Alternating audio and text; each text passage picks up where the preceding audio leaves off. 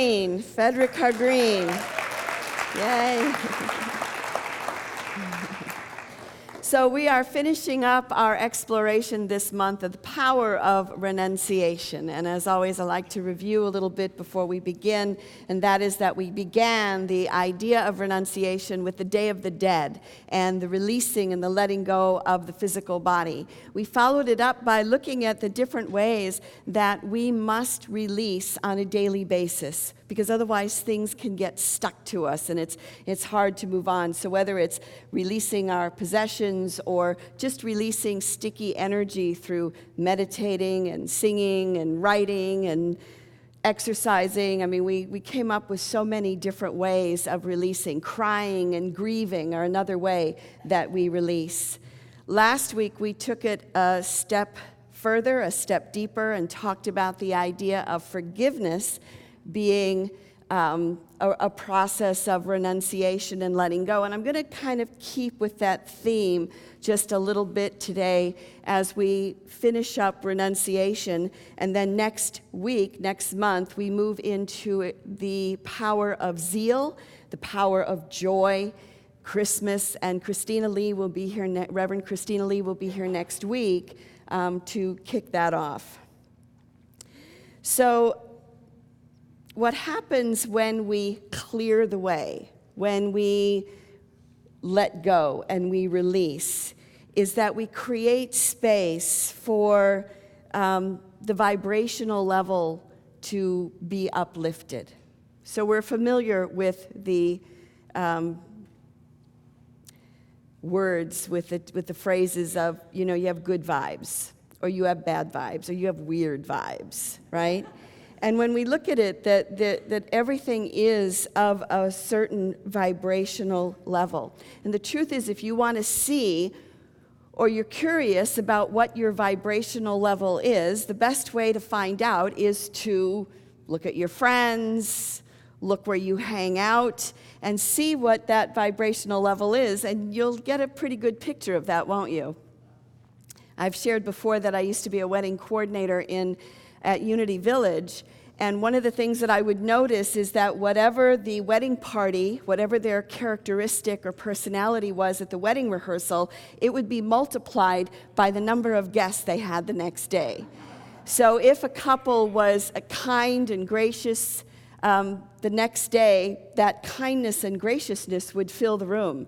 If the couple was a bit picky or complainy and worried, then that energy would seem to fill the room the next day. And so it's true that like attracts like, right? That we sort of connect to people of a certain similar vibrational level. Swami Shivananda said it this way: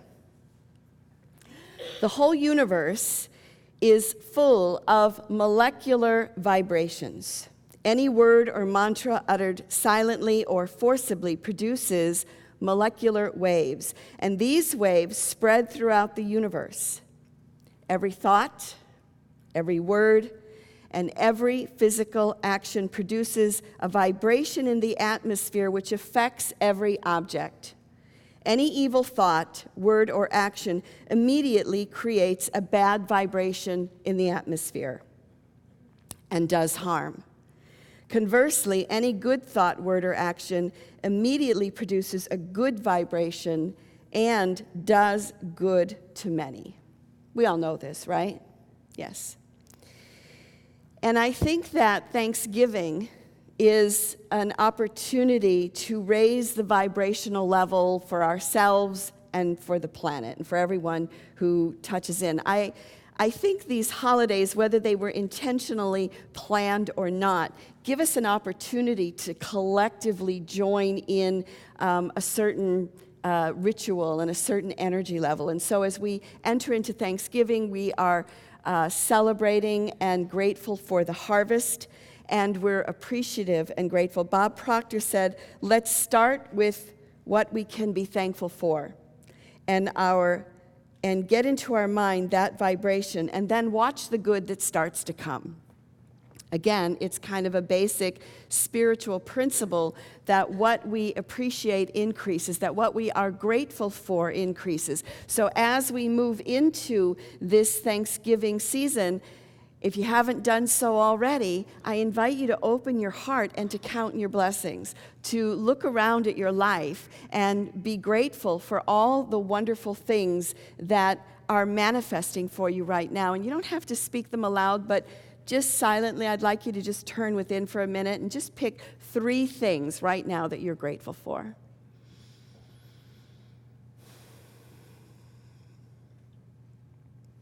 And then I'd like you to take a deep breath and breathe in the energy, the vibrational level of that is in this room right now.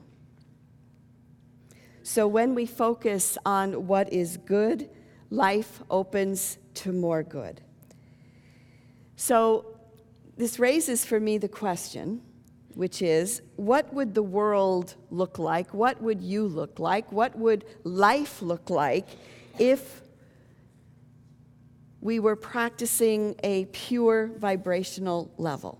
So when you think about purity, when I think about like a pure earth, for instance, I mean, have you ever seen a clear mountain stream, how beautiful and clear and clean it is? I remember going to Banff one time and being able to have a glass of water from the melted snow at the top, and it was so filled with prana. It was so filled with the life force that I could just feel it moving through my body. What about when you have lettuce that's really filled with the life force and you can just feel it when you eat it, or sprouts or whatever, So we have certain experiences in our life where it's just charged with prana, it's charged with the life force. What do you look like when you are of a pure vibrational level? What do you feel like? And granted, I suppose Jesus lived there, Buddha lived there, maybe the Dalai Lama lives there, but I don't know about you, but maybe I get glimpses of being in that pure vibrational level. The Hindus have a way of looking at vibrational energy, and the pure is called sattvic, and sattvic again would be Jesus, it would be Buddha. It's that pure state of consciousness, it's meditation, it's prayer, it's light. And then the second level of energy and vibration would be called rajasic, which is movement. It's chili peppers, it's dance, it's movement, it's anger, it's fighting, it's war. And then the lowest of the vibration is called tamasic. And tamasic is when we're depressed and we're slothful and we're lazy and it's sleep. And it's hard and to move out of that when we're in it. But sometimes going into the rajasic level can pull us out of the lowest vibrational level, can't it? So being in a human body, we operate in these different levels of vibration. And we move from the sattvic to the rajasic to the tamasic, because you can't be maybe we could be in sattvic all the time, but would anything get done? Maybe you wouldn't need to. You could just move things with your mind because you're in such a pure energy place. But we need all those levels. So when we think about the pure vibrational level, so we have been calling in and praying for peace on earth for, at least 2,000 years, but probably longer, right? The angels appeared to the shepherds and said, peace on earth, goodwill toward men and women. But we're still kind of seeking to manifest that, wouldn't you say?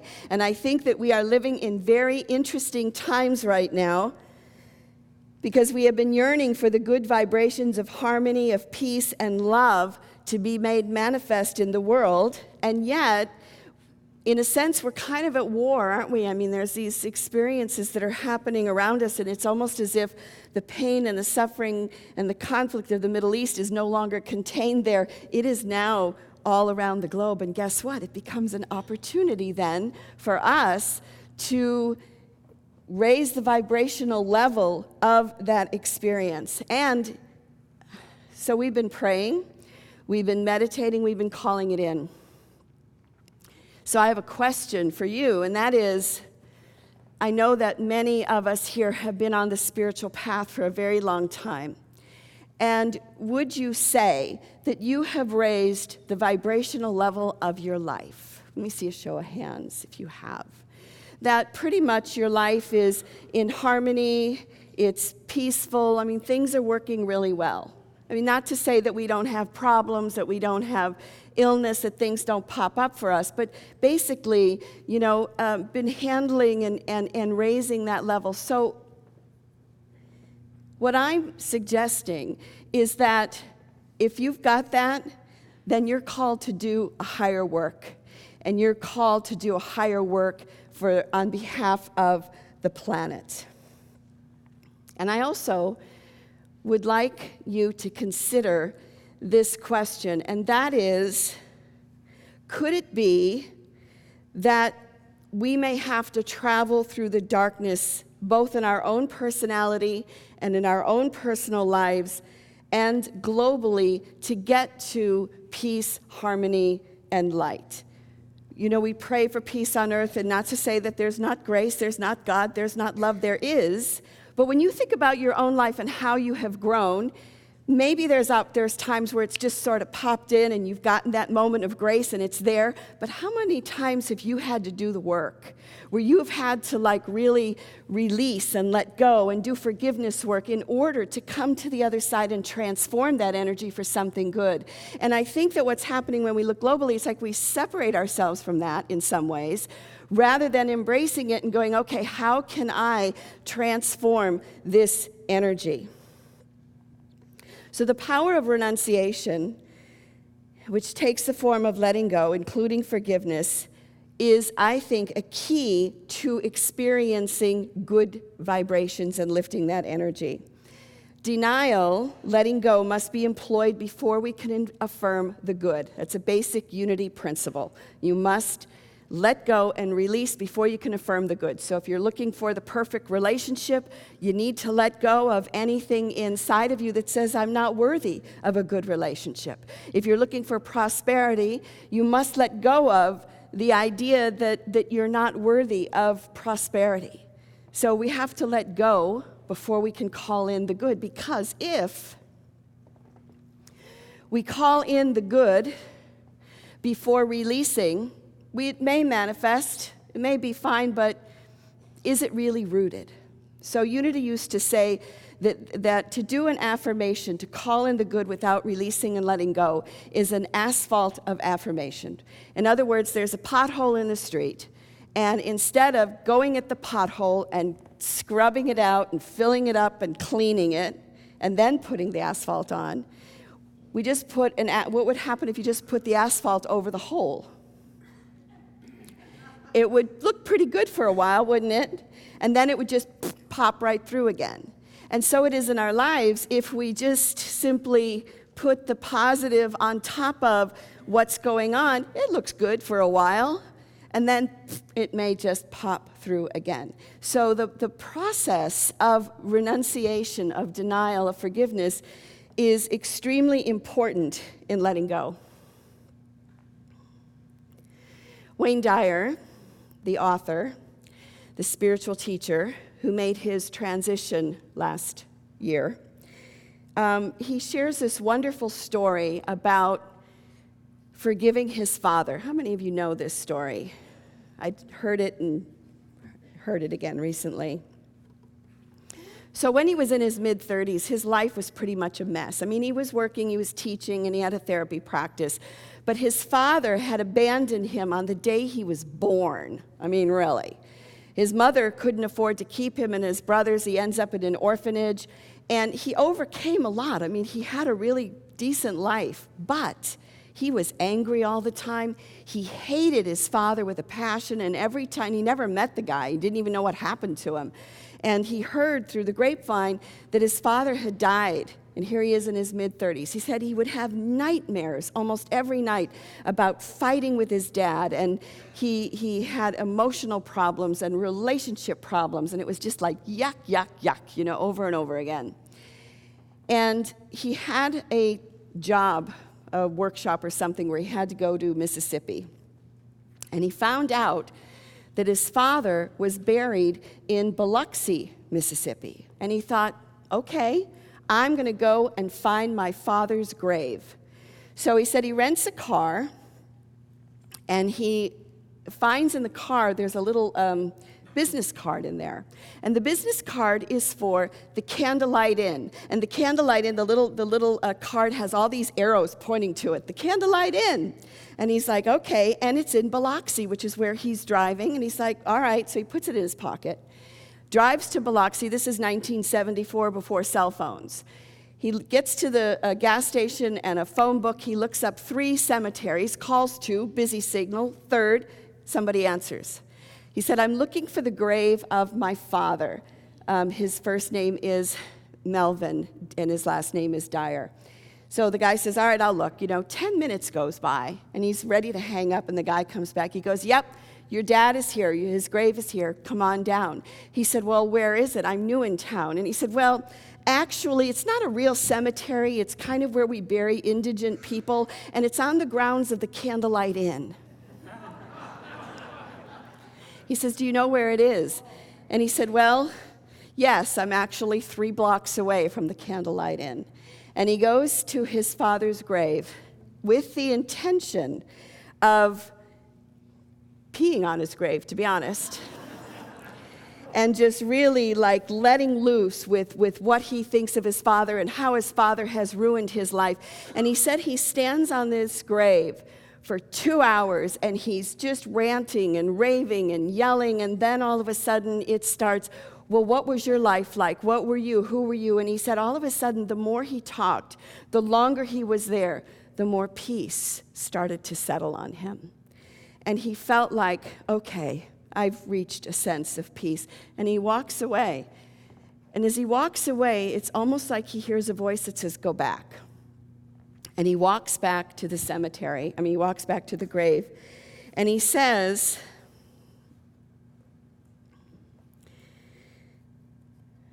that I am almost certain that my father was right there with me. I am no longer talking to a gravestone, but I'm somehow in the presence of something that I cannot explain. And when he comes back to the grave the second time, he said, I am ready to abandon this anger and this hatred that I have carried around so painfully long for you. I want you to know that as of this moment, right now, all of that is gone, and I forgive you. And he stood there, and he said, I send you love. From this moment on, I send you love. He said he felt like he was divinely guided to be there with the card and all these things that had to happen for him to be there. So what's interesting is he'd had a book inside of him for years. Anybody know that feeling? And he had the intention of driving to Florida for 2 weeks to give himself some space to write. He said he checked into a motel and he started writing, and he couldn't stop for 2 weeks. And when he was finished, he had the whole manuscript to his first book, Your Erroneous Zones, which sold over 10 million copies. And he said from that moment, his life shifted. It entirely shifted. I got to meet him back in the mid-'80s. And one of the things that he said, because we were talking about forgiveness, is he said that he really works hard to keep it fresh and alive. And if somebody borrows money from him and doesn't pay him back, he said what he would do is, because it started to interfere with the relationship, is he would send that person flowers and forgive the debt, because it would clear the energy, because he was very dedicated to this path of his. So what he did is he took a low vibration of anger, resentment, and hatred, and he lifted it to a pure vibrational level. He took something that was negative and he transformed it into something that was light. Swami Shivananda said this, that you must know how to harmonize your physical and mental vibrations with the external. Only then can you be happy. So what happens when we get stuck? So we see what happens when we transform this energy, but what happens when we get stuck? When we get stuck, we're like Lot's wife. Remember Lot's wife? They say, don't look back when Sodom and Gomorrah being destroyed, and she looks back and she turns into a pillar of what? Salt. And in some ways, when we keep looking back with unforgiveness or even with just regret, we turn into a pillar of salt. We're not flexible, we're not fluid, we can't be in this present moment, we can't fully express and be in the now. So when we get locked in this, not only do we become like a pillar of salt, but don't you start to see the world like this? Okay, so like if there's someone that you're mad at and you don't have forgiveness toward, what do? Don't we all build a case against that person? And so it's like they fit like this, and everything that comes in, we want it to fit in this box, and we want to see it like this. And the truth is that Jesus said it this way when he said, if someone strikes you on the right cheek, turn the left. And I don't think he's saying, let's be abused. I think he's saying, look at it from a different perspective. If you get hit this way, well, then turn and look at it that way. Look from a different perspective. He said, to enter the kingdom of God, you must become as a little child. You must have fresh eyes. When we put something in here, we can't see anything else but from here. So it opens the door when we're willing to see it in a different way. So how does this apply not only to our personal lives, but to what is happening in the world right now? We have so much strife and pain with the refugees from Syria, with terrorists, I don't have to tell you. You know what's going on. And what can we do? I think that we have a choice. And that is that we can add to the lower vibrational level of it, or we can add and try to transform it to a higher vibrational level. I think one of the ways that we bring clarity and we raise the level is by educating ourselves about what's going on. And that means going back and looking at the history, going back and looking. I think it's one of our gifts and one of our faults as Americans is that we have a real short attention span. And it's great because we are creative and we're in the moment and we're always bringing in new stuff. But we forget what happened, not that long ago. And, when you look at the Middle East, they have really long memories. And I think there's a middle ground there. So I think it's important that one way that we can add clarity is by educating ourselves, so that when we speak to any of the issues, we're adding clarity to it instead of confusion.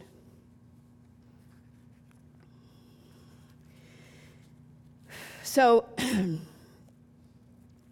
one of the things that one of the terrorists said in Paris at the theater as the torture was happening and people were crying and dying, he said, "Now I want you to hear this sound because this is what Syria sounds like every day. I want to bring that suffering to you." Is this right? Absolutely not. There is no excuse for that. And I think that turning a blind eye to the suffering that's happening doesn't heal anything. And so the suffering seems like it's spreading around the globe, whether we want it to or not. There is a forgiveness technique in Hawaii, and I won't pronounce it right probably. It's ho'onoponopono, something like that. Say it, you guys. Right. That's what I said.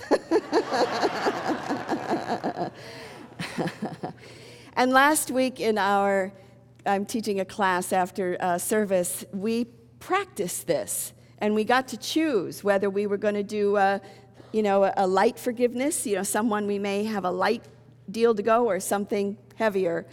And we each did it. And I have to say that it was sort of like diving intentionally into a vat of sewage. That's what it felt like. Sorry, but it is, when you have to go. Because in practicing the forgiveness technique, what we did is we didn't practice it to somebody that needed to forgive us. We practiced it to somebody we needed to forgive. So the words, there's only 4 sentences to this. And it is, I am sorry. Please forgive me. Thank you. I love you. And so we all wrote letters to people that we needed to forgive, not that needed to forgive us. So I'd like to practice this for a second. And what I'm going to ask you to do is don't go for the big one. Remember we talked about the scale of forgiveness, you can go for the slights and you go for this. Unless you're really ready, don't go for something really big. Just go for something that you're holding a grudge or resentment or anger against somebody. Just, if you would, bring them to your mind and heart right now.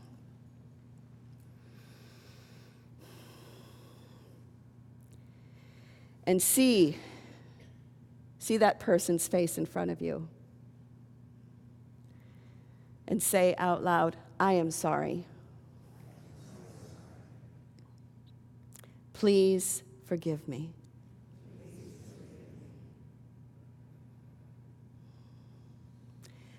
Thank you, and you can add in your own head, thank you for what? Thank you.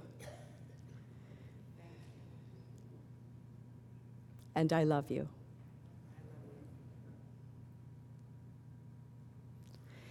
For those who are willing to take it up a notch, if you're not, don't do this. But if you're willing to take it up a notch, I would invite you to take into your heart a terrorist, someone who did a horrible thing. If you're not, don't, and see that image in your mind. I am sorry. Please forgive me. Thank you. I love you. And then take a deep breath and come on back. And thank you for your willingness to go to that place.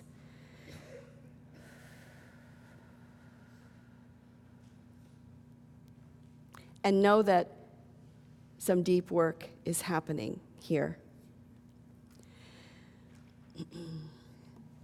So this is the season of gratefulness, of appreciation, and of giving thanks. It is an opportunity to take a low vibration and to transform it into a higher vibration. Thomas Merton said it this way: to be grateful is to recognize the love of God in everything. Every breath we draw is a gift of God's love. Every moment of existence is grace. For the grateful person knows that God is good, not by hearsay, but by experience. So we open into the blessings that we have, but not turning our face from the dark. So when we are in a state of good vibrations, we become a blessing to the world. Truth is, you don't need a priest, you don't need a minister, you don't need a rabbi, and you don't need an imam. You have the power to bless others, just as you have the power to curse others. You have the power to lift up the energy, just as well as you have the power to bring it down. You have the power to add clarity to any situation, just as you have the power to add confusion. So my invitation to you this week is to be strong and courageous and do the denial and the clearing of the way first, and be willing to walk through your own darkness. Be willing to walk through a little of the world's darkness, just as Wayne Dyer did. And we will see, I think, miraculous things. This is how we manifest peace on earth. This is how we raise the vibrational level of this planet. And in closing, I want to share words of Swami Shivananda again. And he says, absorb all good vibrations. Be in tune with the vibrations of the living, liberated sages. They will all back you up. May the vibrations of peace and joy flow through your eyes, your face, your tongue, your hands, your feet, and your skin. May whatever comes in contact with you feel this. May the eternal, immortal Spirit guide you in your attainment of self-realization by developing harmonious vibrations. Om, peace, peace, Swami Shivananda. Thank you.